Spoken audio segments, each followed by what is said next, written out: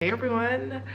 So this is going to be a little bit of a different video because I'm usually not the one to make response videos and all that, but I wanted to talk about Nithyananda just because I also fell into this cult, not for a very long period of time. It was probably about a span of 5 months, but I thought I would just share my experience because it may be helpful for somebody, and just some of the warning signs that I started to realize, like, okay, I think this is a cult on my own accord, and just the signs that were really supportive for me and for other people that may be on the fence or maybe like undecisive on what to believe. Maybe coming across this video may help other people out there. So when I started getting into Hinduism, it was around 2016, learning about like Ganesh and Lakshmi and like different archetypes and deities, and just learning what they were about, and started getting into more mantras regularly, and working with it and chanting different sounds and all that in Sanskrit, and just learning about the culture. So in Houston, I think this was about in 2017, I stumbled across the Nithyandanda chapter, and I was following Nityananda for a little bit before that because I stumbled across Sarah Laundrie's YouTube channel. So I was following her journey, and then when I saw that they were about to open a chapter in Houston, I was super excited, and it was very close to my house. So I was like, oh wow, synchronistic, so I could go all the time and go to the satsangs and all this stuff, and really just get more into Nityananda. Like, I really was on the verge of just like letting everything go and going to the ashrams in India if I could have raised the money, but thankfully all that was blocked. But I was really at that point back then of wanting to do all that, so that's why I was really following Sarah's journey, because I wanted to kind of do that as well, but thankfully that didn't unfold for me. So when Nityananda temple opened here, it was close to Westheimer, so I definitely started going a lot more frequently, and it wasn't far from me. So I started attending like the discords, the satsangs, and then I was going on the weekends because they would always have the third eye activations, and I was very much into that as well. I was super amazed and naive. I really thought all these kids had such brilliant powers and they were just so special, like I was literally like really into that aspect as well. And I also went to a lot of the discords that he had, and some were like 10 hours. Like, we were there all day, just writing down notes, and I was like all into it, okay? So after a few months, I'm guessing this was around like April, because I think that temple opened in February-ish. So I think around like April or May, I started to have a little bit of a funny feeling when I started to watch the transmutions live, and he would do like, oh, I'm gonna activate you guys through the screen, because he was broadcasting all around the world. So he would say he was gonna activate us through the screen. But after a while, I would notice that my energetic body would start to shut down, like it did not want to receive this energy, and then my stomach would get very queasy. I would feel nauseated, and I would have to start leaving the room. So that happened to me a few times, and that was like the first sign of like, okay, this energy is not feeling right to me. So I just started to leave that in the back of my mind, but then I was like, let me give them the benefit of the doubt. Maybe it's just me, it's just a bad day, maybe I'm just being too emotional or something. So I thought it was just my own process, and I just had to work through it. And then I was starting to be in that space where I really want to go to the next inner awakening. So I was like, how am I going to get this $10,000? That was like my primary focus, on how am I going to get this money? How am I going to raise this money or get it from somewhere so I can get to India and go to inner awakening and be in the energy myself. So I was talking to other people that went there and came back. There were a couple people that came to the temple regularly. So I started talking to them, and a lot of them were like, oh yeah, I had to take out all these credit cards and borrow from my parents and all these things. Like, they were sharing their synchronistic stories, and like some of the stories I didn't really think were all that like miraculous. Like, I don't really think going to the bank and getting a loan for 10 G's is very miraculous. It's like you're just going and applying, and they approve your application, okay, yeah. So at that point I was a little hesitant, like, you know what, I'm not trying to get in more debt, for this, or, I'm not trying to just borrow the money, that amount of money for like a 2-week thing. So I was like, maybe I just don't need to go to Inner Awakening and I can just watch the videos from here. So I started communicating more to like some of the people that organized it, and then she was like really pushing me to keep on striving to get this money, like you gotta manifest that money. And then she started giving me all these little tools to help with manifesting, like giving me Swamiji's little avatar card. Like they have this card that's laminated, it kind of looks like a playing card, and she gave me this and like some other of his tools to keep in my room, and meditate on his energy like 3 times a day so he could be a source for me to get some miraculous blessing. And at first, like the whole concept of me like focusing on some avatar, well, some man's energy, I was kind of a little bit hesitant from the beginning, so I didn't really do it at first. But when I kept on going back to the temple, she kept on wanting an update, and I was like, oh yeah, I haven't got to it yet, I'm still gonna do that though. I kind of was just like avoiding the process, because that concept never felt right, like giving my energy to this man. I was never really convinced that he was the reincarnation of Shiva. I just thought he was just somebody that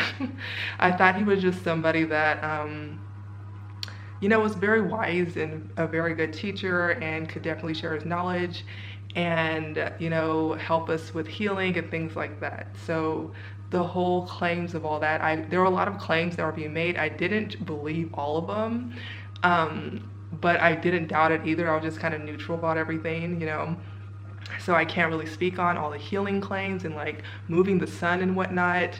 And sometimes like a lot of people can have some healing powers, but that doesn't always necessarily mean it's positive.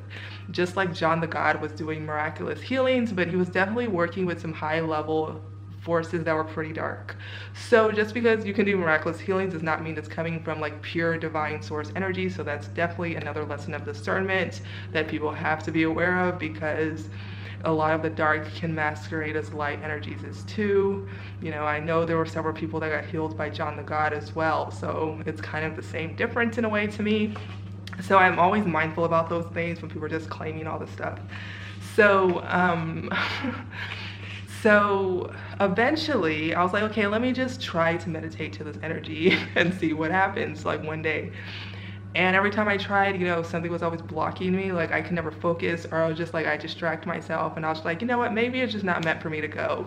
Because I would try, and then the next day I would try. I think I tried for at least a good week, and it never was working out. So I was like, you know what, something isn't right here, it's not flowing, I'm just gonna leave that alone. So that was like the end of my Inner Awakening little attempt. I didn't really force it too much. I felt like if it was something that I was supposed to experience, it would just flow naturally for me. I don't have to do so much like forcing and like being so desperate, like I have to be in India meditating next to Swamiji or something. So I just left it alone. So I still continued to go to the temple, and then I was very much into the third eye awakening, and then the little kids doing the Akashic readings. That was the next thing that I was into, and I got really into it. So I was there like all the time on the weekends, like wanting every single kid to read my energy. Yeah, so anyways, self-belief is really a important thing, like, yeah. But anyways, so after a while, like I was going so frequently, I started to notice that, okay, these kids are telling me the exact same thing. Like, are they even really seeing anything? So I started to really question the kids, and is all of this just like fake? And at that time as well, when I started to have these little insights that were coming in, like these questions that were popping up in my mind, I started to do more intentions, like to see clearly. Like I needed to know the truth about the situation. I wanted my eyes to be free of any illusions. Like I was always saying that every time I went into the temple, every time I was going to these readings, or I would do some illusion buster shaktis. They're like energy activations to drop all illusions in your environment so you can discern very clearly. So I'll be saying like illusion buster shakti, activate, and like I kept on saying these things, and that's when I saw everything for what it truly was. And one weekend, I think this was a weekend they were doing, it was some kind of celebration. I think it was like a celebration around now. There's a huge celebration that happens in October. And this was back in 2017, and I think that was when I started to see the whole performance, especially when they have the huge performance on stage for what it was, with the little kids and wanting to do these acoustic readings and remote viewings, and they were asking people in the audience and all that stuff. And I started to see like, wow, this is a whole production and it's not real. And at that point, like, it was very, very sad for me to get that revelation, because I don't know, for some reason I really did want it all just to be real, and I was like really getting all this like divine information from these kids, and they were doing all these remote viewings and all this magnificent stuff. Like, I wanted it to be so real, but then I was like, oh my god, this is just all fake. It's all a show. It's just like a performance to like entice Westerners to come to India, you know, and give all this energy to this one avatar. You know, then I started just to question everything about the whole organization. And I was like really, really upset about it too, because, you know, so many people seek, you know, enlightenment. Everybody's going through this awakening. Well, a lot of people are going through this awakening, and you just want more clarity, you want more answers. And a lot of people seek out, you know, teachers and information online. So it's really sad when we have avenues where people are trying to use it just for personal gain and power, manipulation tools to gain control over people's psyche.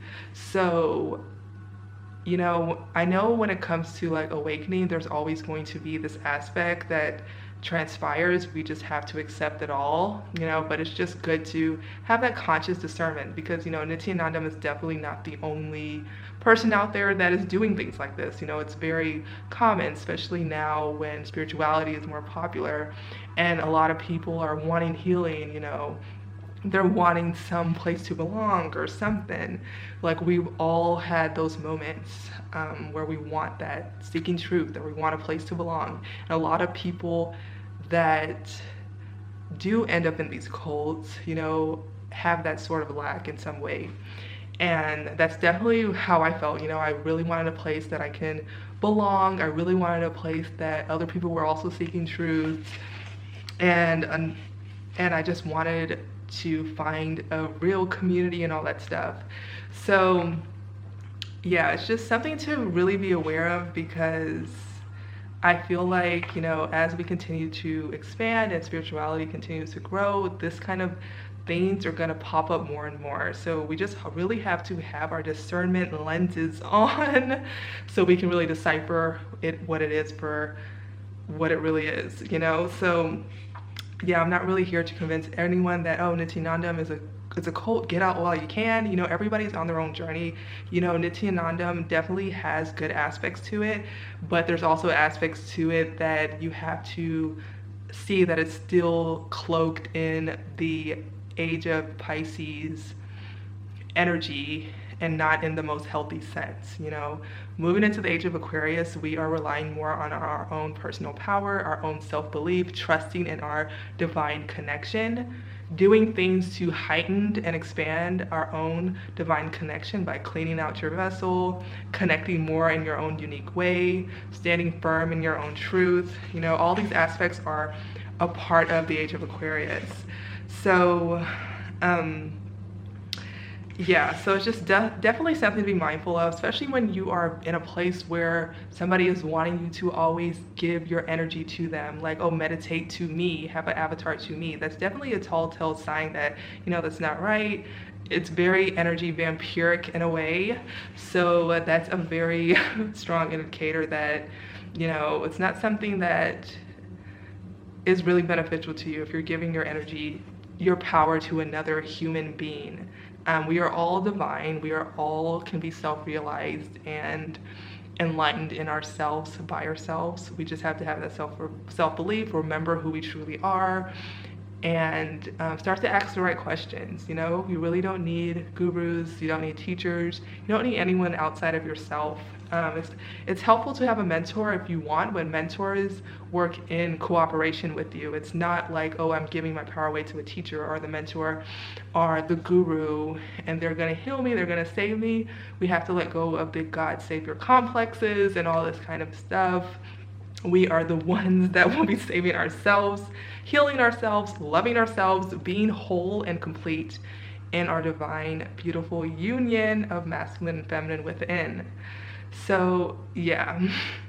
That's just my little take on Nithyananda. Thankfully, I was only sucked into that for a couple of months, you know, and I didn't last any longer. And I'm so thankful I was blocked and I didn't get the money to go to Inner Awakening.